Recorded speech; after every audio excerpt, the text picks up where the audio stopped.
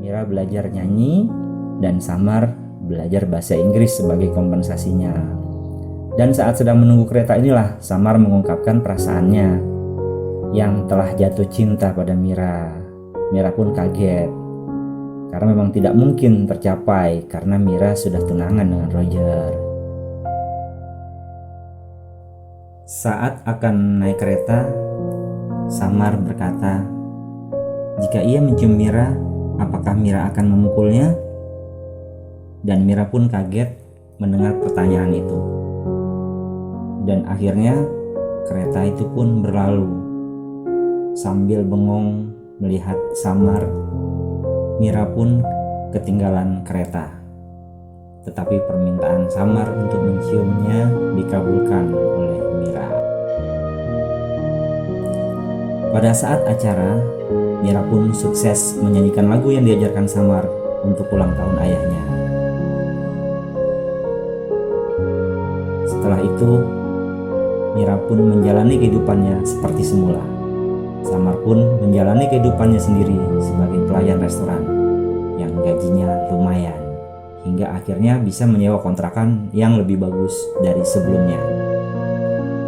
Hingga suatu hari, ibunya si Mira yang sudah lost contact bertahun-tahun mengirim bingkisan berupa baju pengantin India yang dulu dipakainya waktu menikah dengan ayahnya. Ibunya mengetahui dari majalah bahwa Mira akan menikah, karena Mira ini kan anak orang kaya dan terkenal gitu ya, jadi masuk majalah.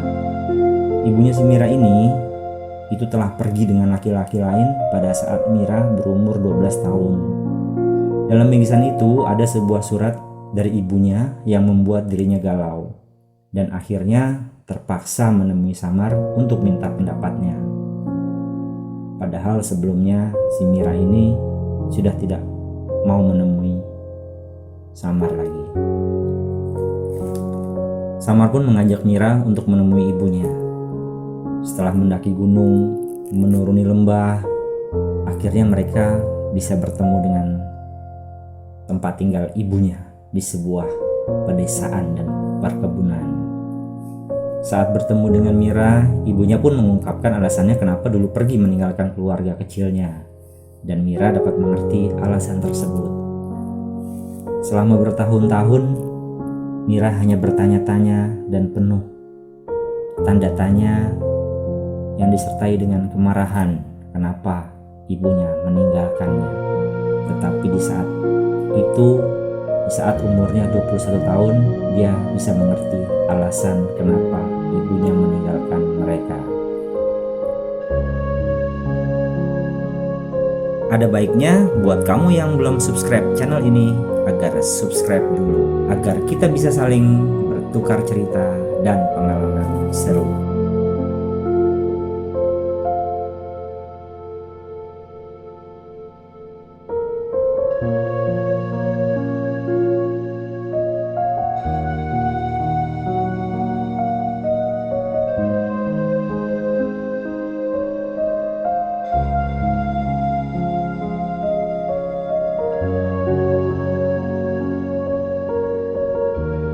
Saat pulang dari rumah ibunya, Mira pun mengungkapkan perasaannya pada Samar, bahwa ia juga mencintainya.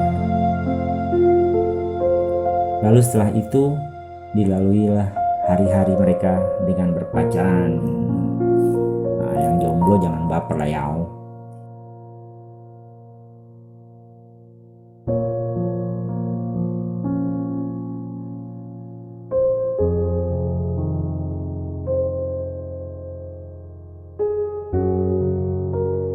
Hingga di suatu hari, setelah mengantarkan Mira pulang, Samar mengalami kecelakaan hebat yang terjadi di depan matanya. Kondisi Samar yang kritis di jalan membuat Mira yang terbiasa mengadakan perjanjian dengan Tuhan saat itu juga langsung berjanji, jika Samar masih hidup, dia akan meninggalkan Samar selamanya. Berkat pertolongan medis, Samar pun siuman. Saat itulah Mira menangis karena senang Samar tetap hidup, tetapi juga sedih karena janjinya pada Tuhan untuk meninggalkan cintanya harus ditepati.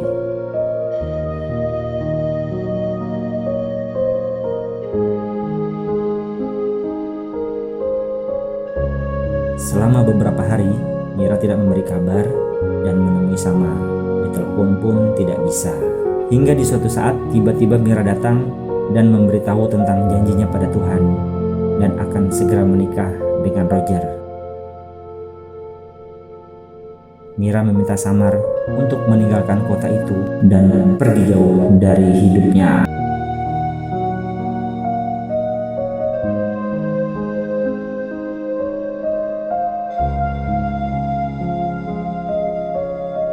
Samar pun pergi ke gereja di mana Mira biasa pergi ke tempat itu. Samar pun marah pada Tuhannya Mira dan menyatakan perang. Aduh, ini mah sakit, masa perang sama Tuhan ya. Samar pun memutuskan untuk pulang kampung ke India dan meninggalkan uangnya pada temannya untuk dipergunakan agar bermanfaat.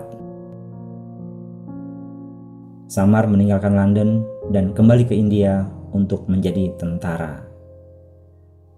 Aduh, film ini nih masih setengahnya ya cuy.